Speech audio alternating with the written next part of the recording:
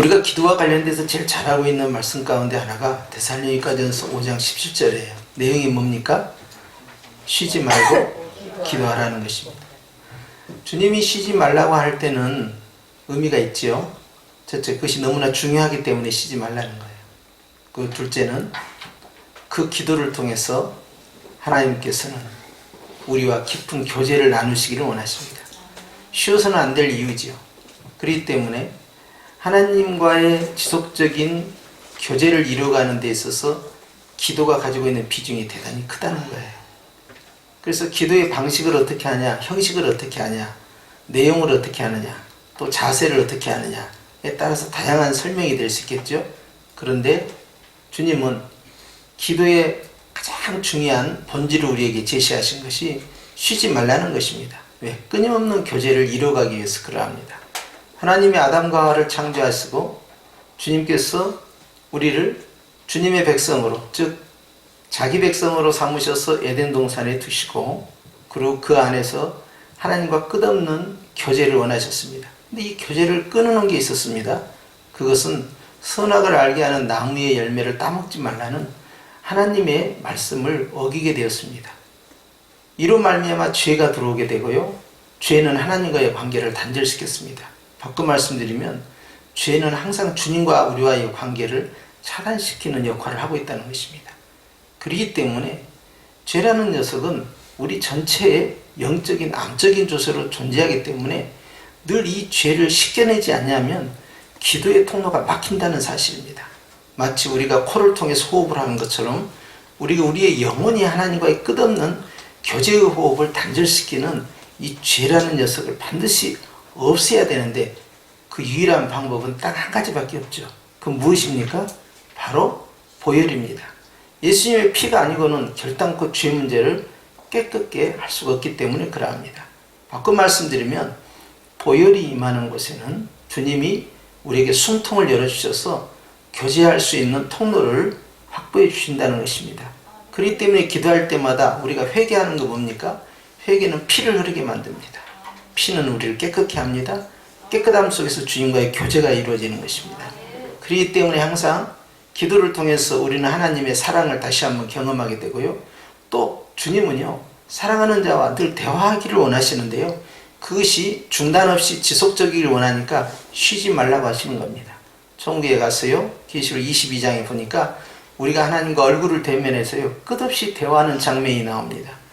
하나님과의 끝없는 영적 교제는요 주님이 우리에게 원하시는 거예요. 근데 이 땅에서 그걸 할 수 있는 방법이 예배고 찬양이고 우리 이 모든 걸 가르쳐서 기도라고 하는 겁니다. 그렇기 때문에 내 아버지의 집은 뭐 하는 집입니까? 예배하는 집, 찬양하는 집, 제사하는 집도 표현할 수 있지만 주님께 기도하는 집, 즉 끊임없이 만나는 곳입니다. 예수님께서는 바로 성전입니다. 예수님은 성막이죠. 가장 핵심적인 건 뭡니까? 성전과 성막의 핵심은 하나님을 만나는 장소입니다. 예수님은 나는 길이요 진리요 생명이니 나로 말미암지 않고는 아버지께 올 자가 없다는 거예요. 그게 중요한 겁니다. 예수님이 하나님을 만나는 통로고 바로 기도의 호흡을 열어놓으신 분이라는 거예요. 예수님 안에서 하나님과 교제가 이루어지죠. 이 일을 하기 위해서 성령님께서 우리에게 임하시는데 기도의 기름을 부으실 때 기도의 영이라 칭합니다. 기도의 영이신 성령님이 기름을 부었을 때 기도의 은사로 갑니다. 은혜를 베푸시는 거죠. 한번 따라서 합시다. 기도가 은혜 받은 증거다. 나는 오늘 기도가 된다? 오늘 기도가 안 된다? 기도가 잘 되면요 은혜가 시작된 거예요. 근데 기도가 막히잖아요. 그러면 털어낼 게 있습니다. 어떻게 해야 될까요? 오늘 오전 말씀처럼 때로는 자기를 부인하고, 또 어떤 때에는 하나님 앞에서 내가 가지고 있는 때 묻은 것을 토해내고, 씻기는 방법은 뭐예요? 예수의 피죠. 보혈은 깨끗게 하지요. 숨통을 열어놓는 겁니다. 그래서 하나님 앞에서 다시 한번 기도가 회복되잖아요. 살 것 같아요. 마음의 만족이 거기서 시작됩니다. 말씀을 통해서 생명의 양식을 삼지만요 기도의 문이 열려 있으면요 살 것 같아요. 그래서 나의 만족함이 여기서 출발하는 거죠. 감사와 기쁨이 출발하는 거예요. 사면이 다 막혀도 기도의 문은 열려 있어야 됩니다. 그렇기 때문에 오늘 하나님께서는 우리에게 때로는 큰 십자가를 주고 때로는 작은 십자가도 줘요. 무거운 십자가 됐고 가벼운 십자가 됐어요. 너무 힘든 십자가 있고요. 아주 간단한 십자가도 있어요. 그런데 그럴 때마다 하나님께서는 우리 앞에서 능히 감당할 수 있도록 능력을 부으시는데요. 기도하는 자들이 하나님께서 그 일에 더 강하게 역사하시죠. 그런데 기도는요, 내 자신을 스스로 부인할 수 있도록 힘을 주님이 공급해 주십니다. 그렇기 때문에 기도의 문이 열려있게 되면 결국 우리가 주 안에서 모든 걸 감당할 수 있는 힘을 공급받아요. 기도는 주님께서 우리로 하여금 하나님 앞에서 끊임없이 문제를 극복하고 이길 수 있는 통로로도 삼습니다.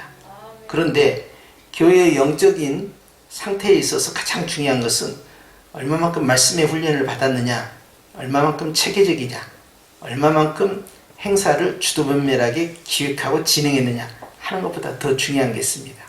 그 교회가 영적으로 깨어있다, 즉 기도하고 있는 교회구나 하는 걸 보면 알 수 있어요. 개인도 마찬가지고 공동체도 마찬가지입니다. 기도에 깨어있어서 하나님 앞에 나아가는 그러한 개인이나 그 공동체는요, 주님 앞에서 늘 건강성을 유지하게 됩니다. 그렇기 때문에 하나님의 말씀으로만 채워져 있으면요, 기도의 역동성이 상실되잖아요. 그런데 기도 가운데 주의 말씀을 같이 불어넣게 되잖아요. 그러면 말씀이 살아 움직이게 되고요. 그리고 그 기도를 통하여서 그 말씀이 나에게 적용되어서 실천할 수 있도록 만들어주니까요. 사상 누각으로 끝나지 않습니다. 아, 하나님의 말씀은 살았고 운동력이 있구나 하는 걸 체험하게 되는 것이죠. 그렇기 때문에 우리가 하나님 앞에서 말씀의 소중함은 말할 것도 없지만 기도의 능력이라는 건 대단히 중요하니까 예수님께서도 습관을 따라 기도하셨어요. 한적한 곳에서 기도하셨어요. 그러다가 가이사랴 빌립보에서 제자들에 묻게 된 겁니다. 너희는 나를 누구라 하느냐. 우리도 주님 앞에서 기도 가운데 주님께 질문하기도 하고 주님으로 질문을 받기도 합니다. 대화를 하기도 합니다. 사랑의 속삭임을 나누기도 합니다. 성령의 임재 가운데에서 어떤 신비하고 황홀한 아름다운 경험도 할 수도 있습니다. 그런데 늘 주님은 이 모든 과정을 통해서 교제하고 함께 사귀기를 원하시는 거예요. 코이노니아인데요, 예수님의 십자가의 피 흘림을 통해서 아버지와 우리 사이에 막힌 담이 무너진 것은요, 얼마나 하나됨을 강조하는 것입니까? 그런데 이것이 지속되게 하는 것은 기도입니다. 그렇기 때문에 불 꺼진 교회는요, 사망 권세가 다스립니다. 불이 켜져 있는 교회는요, 늘 생명의 빛으로 충만하게 됩니다. 기도는요, 1년 12달 365일 늘 밝은 등불로 우리의 영혼 가운데 환히 비춰져야 되는데요, 마음 가운데 기도의 등불이 켜져 있게 되면요, 심령 성전이 바르게 세워지고요, 어려운 일을 당할 때 그것을 쉽게 건너뛰게 됩니다. 왜냐하면 영적 면역력이 강화되어 있기 때문에 그러합니다. 영적 체질은 꼭 기도에서 온다는 사실을 아셔야 합니다. 말씀이 중요하지 않다는 것이 아닙니다. 하나님의 말씀이 말씀되기 위해서는 성령의 능력이 나타나야 되는데 그것은 기도 가운데 나타나는 거예요. 그래서 그 기도는요, 내 영혼이 하나님과의 깊은 교제를 이루기 때문에 내 마음에서 시작된 그 기도는요, 내 삶 가운데 연결되니까 쉬지 않는 기도로 끊임없이 우리가 진보해서 나아가는 거예요. 오늘 주님이 우리에게 원하시는 건 그겁니다. 기도를 할 때마다 누구를 구해야 됩니까? 주님을 구하는 것이죠. 기도의 본질이 거기입니다. 하나님을 만나는 그 정점이 바로 기도예요. 그래서 예배가 전부 기도가 돼야 되는 것은 우리가 예배를 통해서 하나님을 만나기 때문에 그러합니다. 그런데요, 마음이 상해버리면 기도가 안 됩니다. 그렇기 때문에 감사함으로 깨어 기도하라고 말씀하는 거예요. 그것은 내 심령을 회복하라는 거예요. 마음이 상해버리면요, 기도 자체가 막혀버린 겁니다. 사단은 압니다. 우리의 감정을 상하게 하려고. 그래서 우리의 영적 컨디션을 무너뜨려버린 거예요. 그렇기 때문에 항상 아셔야 됩니다. 기도에 방해가 되지 않기 위해서 부부싸움도 하지 말라라고 우리가 교재에서 배웠죠. 그리고 막힌 것이 있으면 속히 풀어야 됩니다. 해가 지기 전에 내 마음을 다스려야 돼요. 뭐 때문에 그러니까? 기도에 방해를 받고 싶지 않기 때문에 그러합니다. 그만큼 기도가 중요하다는 거예요. 기도는 쉬어서는 안 된다는 것입니다. 그런데 인간관계를 통하여, 부부관계를 통해서, 가족관계를 통해서요, 마음이 상하게 하는 일이 발생할 수밖에 없습니다. 지혜자는요, 기도의 문이 막히지 않기 위해서 빠르게 이 부분을 치료해 나가는 거예요. 그럴 때는요, 우리가 지체해서는 아니 됩니다. 시간이 끌수록요, 세력이 더 강화가 됩니다. 머뭇거리다간 골든타임을 놓쳐버리고 말아요. 그렇기 때문에 보다 더 나은 가치, 기도를 위해서 덜 중요한 것들을 내려놓는 것이죠. 그렇게 해서 관계를 빠르게 회복시키는 게 좋아요. 이런 말씀과도 같아요. 지는 것이 이기는 것입니다. 심령을 상함으로부터 벗어나야 돼요. 결단코 시간을 끌어갈수록 유익할 것은 하나도 없습니다. 옳은 것은 옳다 하고 틀린 건 틀리다 하고 잘못한 것은 사과를 해야 됩니다. 내가 옳은 일이라면 기도에 방해받지 않기 위해서 내가 양보할 수도 있어야 돼요. 그렇기 때문에 기도의 소중한 가치를 아는 사람은 다 뺏겨도 기도는 뺏기고 싶지 않은 거예요. 그래서 성령 하나님이 기도의 영으로 역사할 때요, 7영으로 역사하신다고 했죠. 7영은 충만한 숫자잖아요. 그 세상에 아니 계신 곳이 없어요. 놀라운 신비는 주님이 내 마음에 계시잖아요. 그런데 동시에 하나님 보좌 앞에 계셔요. 내가 성령님과 지금 대화를 하잖아요. 그러면 나는 주님의 보좌 앞에서 대화하고 있는 거예요. 바꿔 말씀드리면 영적 지성소의 기도, 보좌의 기도는 마음 깊은 곳으로부터 시작된다는 사실입니다. 그렇기 때문에 심령 성전은 대단히 중요한 거예요. 마음의 성전을 잘 세우고 하나님께 기도하는 사람은요, 흔들리지 않고 무너지지 않습니다. 오늘 우리가 하나님 앞에 때로는 부르짖을 때가 있습니다. 하나님 앞에 통곡할 때도 있습니다. 간절히 호소할 때도 있습니다. 그럴 때마다 우리의 핵심은 뭡니까? 내 마음이 뚫리기를 원하는 거예요. 영의 그 뚫림은요, 주님 앞에서 간절함으로 작용돼서요, 굉장한 폭발력 있는 힘을 가지고 하나님 앞에 상달이 됩니다. 어떨 때는요, 기도를 통해서 우리가 보이지 않는 영의 세계와 다툴 때가 있습니다. 그렇기 때문에 우리가 에베소 6장 10절 이하의 말씀처럼요, 전신갑주를 입고 이 하늘에 속한 악한 영들과 싸울 때가 있죠. 그럴 때 중요한 게 있습니다. 기도를 쉬어서는 아니 된다는 사실입니다. 어떻게 말씀으로 무장하든 간에 내가 기도가 수시로 진행되도록 해야 되는데 성령 안에서 무시로 기도하라는 거예요. 이만큼 기도라는 것은요, 아주 파워풀하게 사람을 만들어가는 거예요. 일장 무식인분도 괜찮아요. 할머니들이 초등학교도 안 나오시고 한글도 몰라도 하나님 앞에 사로잡혀서 기도의 영으로 충만하게 되면요, 그의 영은 아주 강한 사람이고 센 사람이잖아요. 그러면 주님께서 그 기도를 들으시는 것이죠. 그리고 사람들로부터 아무개는 기도하는 사람이다, 이런 말을 들어요. 우리가 주님으로부터 말씀으로 충만한 것도 중요하지만 가장 본질적인 것, 우선순위가 있다는 걸 아셔야 합니다. 호흡하는 것과 먹는 것 가운데서 호흡이 더 우선순위가 있어요. 그렇지 않게 되면 단기간 안에 우리의 영혼이 피폐해지기 때문에 다른 건 몰라도 기도만큼 반드시 열어놓고 있어야 된다. 그래서 새 예루살렘 안에는요, 계시록 21장에 보니까 12문이 열려있더라는 거예요. 동서남북 세 문인데요, 다 오픈도어입니다. 우리의 마음의 성전에 12문이요, 완전히 다 열려있어야 돼요. 마음의 성전이 열려있다는 것은 주님과 우리 사이에 막힌 담이 없어야 한다는 것이고요, 우리 사이에 하나님과 우리와의 관계뿐만 아니라 우리와 다른 사람의 관계에서도 불편한 관계성이 형성되면 땅에서 묶이기 때문에 하늘에서도 풀리지 않는다는 사실입니다. 그렇기 때문에 풀어놓는 사람, 오픈도어한 사람이 훨씬 지혜로운 사람이, 저 사람은 속도 없어, 속에 배알도 없어, 어떻게 그냥 저렇게 웃고 넘어가지? 이유가 있지요. 속이 없어서 그런 게 아닙니다. 실은 더 나은 가치를 추구하기 때문에 기도의 문이 막히지 않기 위해서 그래 한 것뿐이었어요. 왜? 더 나은 가치를 위해서 조금 더 부족한 가치를 내려놓는 것입니다. 오늘 주님은 그러한 것들을 계속 강조해요. 그렇기 때문에 기도에 감사함으로 깨어있으라라는 골로새 4장 2절의 말씀 여러분 기억하셔야 되고요. 빌립보 4장 6절 말씀에도 아무것도 염려하지 말고 오직 모든 일에 기도와 간구로 너희 구할 것을 하나님께 어떻게 하라는 거예요? 역시 또 감사합니다. 감사함으로 계속해서 하라는 것이죠. 왜 그랬을까요? 감사는 근심을 이기게 만듭니다. 우리의 기도는요, 사실 근심에서 출발해요. 걱정되니까 출발해요. 그런데 감사함은요, 이와 반대돼요. 근심에서 출발한 그 기도는요, 기도의 비행기를 땅에서 이 지상에서 위로 끌어올리지를 못합니다. 계속 속도를 내서 달리기는 하더라도 거기에서 뜨게는 못해요. 하나님이 받으시는 기도, 올라가는 기도가 되려면요, 반드시 감사함의 엔진을 가동해서 치고 올라가 줘야 됩니다. 근심은 그걸 막아버려요. 그렇기 때문에 늘 감사라는 것이 우리에게 소중해요. 힘들고 어려울 때마다 감사 기도를 계속 쓰는 것이죠. 마음 성전 세울 때도 감사하는 겁니다. 심지어 나아가서는 사단 무식부와 싸울 때 가장 강력한 적군과의 싸움에서도 욥의 방법처럼 감사함을 끊임없이 뿌리는 것입니다. 내 삶의 전반에, 생각의 전반에, 기도의 제목 전반에, 생활의 전반에 감사를 뿌리잖아요. 그러면 사단이 추토화가 되는 겁니다. 그랬을 때 내 삶의 문제 가운데서 내 자신을 띄울 수가 있는 거예요. 어디로? 주님께로.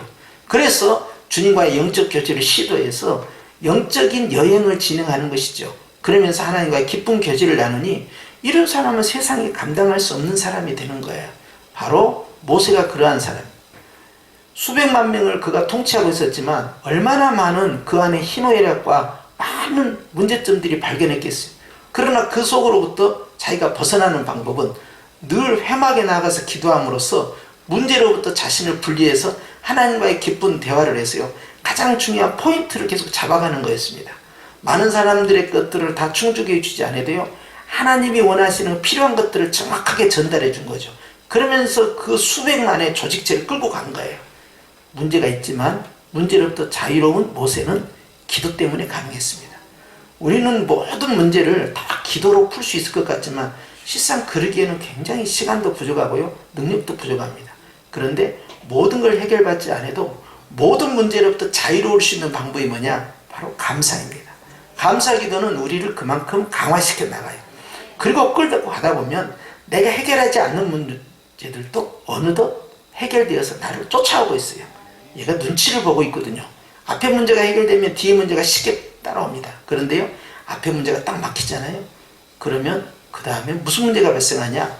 여러분, 고구마 넝쿨 딱 잡으면 하나를 끌어올리면 줄줄줄 따라 올라오죠. 그런 것처럼 첫 번째 문제가 해결되지 않으면요, 두 번째, 세 번째, 네 번째, 다섯 번째 계속해서 문제가 떠오르기 시작합니다. 그러면서 나를 에워싸서요, 지긋지긋한 두통이 생기고 스트레스를 받게 됩니다.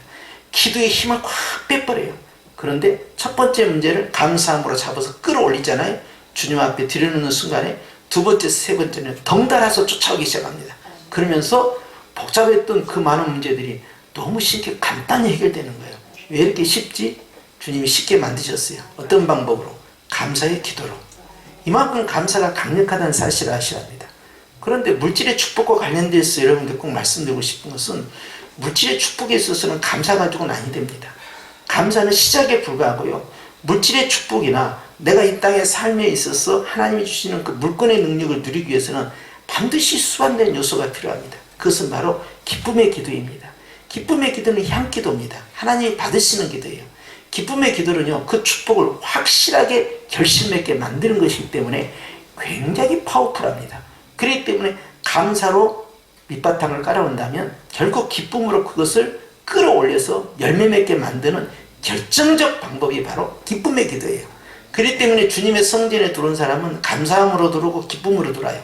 그런데 기쁨이 의외로 우리의 삶에 있어서 수많은 문제들을 단시간 안에 빠르게 해결하는데, 감사와 기쁨이 화합되는 순간에 문제가 해결되는데, 감사로 시작해서 기쁨으로 도착하지 않냐면요, 출발은 은혜롭게 시작했지만 결말에 있어서는 아직도 미해결점으로 끝나요. 그렇기 때문에 은혜도 키우고 사랑도 키우고 믿음도 키우잖아요. 감사를 통해 축복을 키우는 방법이 바로 기쁨입니다. 하나님은요, 그 영이 기뻐하는 자들에게 은혜를 베푸시는데, 우리가 이 땅에 살아가면서 마지막 사역이 바로 기쁨 사역입니다. 계시록 19장 7절 말씀에 보면 어린 양의 혼인잔치가 가까웠으니 기뻐하고 즐거워하라 그래요. 이것이 마지막으로 주님을 대면하는 이 땅에서 우리의 사명이고요, 그리고 우리가 주님을 처음 만날 때 재림 때의 마지막 컨셉, 처음의 컨셉이 바로 기쁨이에요. 그러니까 이 기쁨은 천국에 들어가서 계속 그 상태를 유지하게 됩니다. 기쁨의 기도는요, 천국의 삶을 그대로 지금 흉내내고 있는 것과 똑같아요. 그러니 내가 천국의 복된 삶을 살고 싶다, 하나님이 기뻐하시는 축복자가 되기를 원한다, 그러면 감사로 시작해서 기쁨으로 종교를 짓는 것입니다. 할렐루야. 아침에는 감사, 저녁에는 기쁨으로 마무리를 짓는 것이죠. 할렐루야. 그 외에 여러분이 가지고 있는 이 주보를 통해서요, 주님께서 이제 여러 가지 내용을 말씀하셨는데요, 특별히 사대교회를 경고하지 않을 수가 없습니다. 사대교회는 하나님의 말씀을 순종치 아니하므로 7교회 가운데에서 이름은 살아있으나 실상은 죽어있는 교회라고 했는데, 근데 그 가운데서 흰옷 입은 몇 무리가 움직인다고 했어요. 그들은 하나님의 말씀에 받아들이고 순종할 뿐만 아니라 자신을 성결케 하는 데 힘썼어요. 근데 여기 중요한 포인트가 있습니다. 그들이 깨어서 기도했다는 사실입니다. 성령으로 기도하는 사람은요, 늘 말씀으로 하여금 움직이게끔 만듭니다. 성령으로 기도하는 사람은 그 말씀을 자신의 삶에 적용을 시켜서 순종케 합니다. 그런데 불 꺼진 이 사대 교회는요, 말씀과 점점 멀어지고 불순종의 길로 행했잖아요. 이들의 기도는요, 하나님이 원하는 그 성령의 기도가 아니었어요. 그들이 기도했으나 그 기도는 땅에 있는 기도였고 육신에 관한 기도였어요. 하나님의 뜻과 다른 기도입니다. 그렇기 때문에 십자가를 짊어매고 주와 함께 동행하는 삶이라 할 수가 없는 거예요. 사대교회가 가지고 있는 내용이 바로 이율 배반적인 겁니다. 예를 들어서 교회 이름이 생명교회야. 근데 가보니까 다 죽어있어. 예를 들어서 교회가 기쁨의 교회야. 근데 교회 가보니까 웃는 사람이 한 명도 없어. 굉장히 심각한 문제죠. 그러니까 그 이름을 걸었을 때는요, 우리 교회의 컨셉이 뭐라는 걸 보여주는 거예요. 사랑교회. 그랬는데 사랑이 없어. 팬싸움. 이런 구조입니다. 여기에 대해서 우리가 생각을 해야 돼요. 사대교회는 살아있다 했으면 다 성도들의 심령이 살아있어야 돼요. 그런데 그러지 못한 거예요. 태반이 다 죽어있었던 거예요. 그러니까 겉으로는 살아있다 하지만 실상 그 내면은 다 시들시들 죽어있었죠. 그들이 죽어있고 생기를 잃어버린 것은 결국 하나님과의 관계가 불편했기 때문에 그래요. 근데 기도가 열려있잖아요. 그러면 내 영혼이 살아 움직이도록 주께서 역사하시는데, 성령 하나님께서는요, 진리의 영이잖아요. 말씀이에요. 성령 하나님이 계속해서 우리로 하여금 불을 붙입니다. 말씀에 불을 붙이니까요, 그 말씀이 막 타오르는 거예요. 그 말씀으로 움직이는 거예요. 힘이 있는 거예요. 그래서 말씀을 붙잡고 살 수 있도록 주님께서 그 길을 인도해 주시는 것입니다. 할렐루야. 우리는 또 다섯 기도에 대해서 말씀을 드렸어요. 손가락 다섯 기도. 우리가 이제 유치원생들 이제 가르치는 것처럼 그렇게 다섯 기도 했으니까 그건 주보를 이제 참조하셨어요. 하나님 앞에서 우리가 단순하게 기도하는 것부터 시작해서 다섯 가지 단계로 기도할 수 있다, 이런 말씀을 드리고요. 주기도문과 겟세마네 동산의 이 기도는요, 사실 우리가 새가족들에게 이게 가르치기에는 한계가 있어요. 그러나 쉬운 방법은 있습니다. 적어도 1단계로 주기도문을 암송시키는 것부터 가르쳐요. 처음에는 암송하는 데만 집중합니다. 나중에 이 암송 내용들이 하나하나 의미를 생각하면서 암송하도록 합니다. 그리고 의식해서 반복되잖아요. 그러면 거기다 자기의 마음을 올라태웁니다. 문장 하나하나 마음을 올라태웁니다. 마음을 올라태우는 순간에 이 기도가 작동되고 움직이기 시작합니다. 그리고 그것이 올라가기 시작합니다. 마음을 얹는 거예요. 사도 바울이 말한 것처럼 내가 영으로 기도하고 마음으로 기도하고 영으로 찬양하고 마음으로 찬양한다. 이거 똑같아요. 그렇기 때문에 문장 하나에다 마음을 올라태우는 순간에 말씀이 꿈틀꿈틀 움직이면서 주님이 받으시는 향기로운 기도가 되는 거예요. 주기도문의 이 완벽한 기도와 함께 이 겟세마네 이 기도는요, 성숙할 때만 가능합니다. 가령 믿음이 별로 그렇게 강하지 않는데 내 뜻대로 마옵시고 아버지의 뜻대로 하옵소서, 이건 굉장히 어려운 것이고요. 오늘 오전에 말씀드린 것처럼 자기를 부인하고 날마다 자기 십자가를 메고 나를 따르라, 이건 새가족들한테는 굉장히 어려워요. 굉장한 부담감이거든요. 그래서 어느 정도의 단계에 진입을 해야만 가능한 말씀이잖아요. 그래서 겟세마네 동산의 기도는 하나님 앞에서 결단력 있는 헌신자들이 드릴 수 있는 기도니까요, 이것은 제일 마지막에 소개하는 게 좋아요. 자, 그러면서 우리는 기도 응답에 관해서 어떻게 해야 될 것이냐 하면서 마태복음 7장 7절에 구하라 그리하면 주실 것이다 하면서 구하는 쪽에 포커스를 맞췄어요. 찾는 쪽에 포커스를 맞췄어요. 문을 두드린 쪽에 포커스를 맞췄어요. 그래서 끊임없이 하라는 거예요. 그 무언가를 하라는 거예요. 움직이지 아니하면 얻어낼 수가 없는 것이죠. 하나님 우리가 쉬지 않고 뭘 하기를 원하시니까. 그러면 하늘에 계신 너희 아버지께서 좋은 것을 주실 것이다, 이걸 약속했어요. 그럼에도 불구하고 받지 못한 경우에는 뭐 때문에 그런다고 그랬어요? 정력으로 쓰려고 그랬다는 거예요. 이런 부분은 우리가 사실 있어요. 내가 기도한 대로 다 응답해 주시면 이 세상은 지옥으로 변한다 그랬어요. 그렇죠? 정말 그래요. 나는 정말 그렇게 기도를 했지만 그 결과로 인해서 정말 좋지 않은 것들이 계속 진행될 수가 있는데 그걸 내가 분별하지 못합니다. 근데 감사하게도 하나님이 그걸 다 필터링을 해주셔요. 그래서 들으실 건 듣고 아닌 것은 내려놓고 이건 조금 남겨놔야겠다, 나중에 해야겠다, 주님이 교통정리를 해주셔요. 여기서 중요한 것은 주님은요, 가장 좋은 때 가장 좋은 것을 우리에게 주신다는 사실이에요. 할렐루야. 기도에 대한 종합이기 때문에 제가 우리 성도들이 꼭 기도와 관련돼서 말씀드리고 싶은 것은 기도는 반드시 쉬어서는 안 된다는 사실입니다. 이건 호흡이기 때문에, 그렇기 때문에 우리가 성경을 오늘은 읽지 못하고 또 어제도 읽지 못했다 하더라도 기도는 그리해서는 아니 된다는 사실이에요. 그런데 이 기도의 방식이요, 정기적으로 하는 기도와 함께 병행되어야 할 게 있습니다. 그것은 생활 속에서 하는 수시기도예요. 끝없이 주님을 구하고 생각하는 거예요. 이것이 훈련이 돼야 됩니다. 초신자들은 그렇게 되지 않아요. 교회에 새로 나오신 분들에게 그렇게 요구하는 것은 무리예요. 그런데 어느 정도 신앙 궤도에 올라오신 분들은 정기적인 기도와 함께 수시기도, 생활기도를 계속 해주셔야 합니다. 그것은 늘 주님을 의식하고 의지하고 주님께 말을 계속 던지는 거예요. 계속해서 이야기하는 거예요. 주님이 늘 내 기도를 듣고 있다는 사실을 전제로 하는 것입니다. 그런데 주님이 그걸 되게 좋아하십니다. 할렐루야. 저는 이제 말씀을 이렇게 전하다가도요, 이 설교 시간이 말입니다. 그냥 굉장히 짧은 시간 안에 빨리빨리 전달해야 되잖아요. 그런데 그 순간에도 제가 계속 기도를 합니다. 성령의 붙들림만 해야 내가 계속 주님께 신호를 보내고 사인을 보내고 윙크도 보내고요, 계속 주의 도움을 구합니다. 그렇게 하면 할수록 성령님이요 더 강력하게 역사하셔요. 찬양을 할 때도 마찬가지예요. 내가 하는 찬양이 아니라 주님 앞에 내 마음을 실어서 주님을 부르는 찬양, 주님을 찾는 찬양, 주님께 계속 윙크를 날리면서 계속 그 찬양을 하게 되잖아요. 성령이 더 강력하게 역사합니다. 그렇기 때문에 우리의 기도가 정해진 기도와 함께 생활 기도가 같이 병행돼야 된다. 이것은요, 하면 할수록 더 풍성해지는 거예요. 그리고요, 내 신앙이 살아있다는 걸 느껴지고요, 마음에 공허함 있죠, 외로움 있죠, 쓸쓸함 있죠, 남에게 말할 수 없는 내 마음 가운데 비어있는 그 공간이요, 이게 채워집니다. 결국 기도를 통해서 내 영적인 갈급함이 하나하나 치유되니까 감사가 시작되고 또 기쁨이 출발돼요. 그럴 때 하나님께서요, 우리가 지극히 작은 기도라도 주님 앞에서 시작하는 그 순간부터 기뻐한다는 사실을 아셔야 돼요. 아무것도 기도가 나오지 않을 때가 있어요. 어떤 말도 하고 싶지 않을 때가 있어요. 그럴 때는 주님을 부르면서 사랑합니다, 감사합니다, 고맙습니다, 늘 보고 싶습니다, 이 기도만 해도 역사가 벌어집니다. 이게 굉장히 단순 기도예요. 짧은 문장이죠. 그런데 성령 하나님은 그 기도를 기뻐하셔요. 할렐루야. 한 주간이 또 시작됩니다. 여러분 생활 가운데에서 주님 멀리 있다고 생각하시면 안 됩니다. 지극히 가까이 계셔요.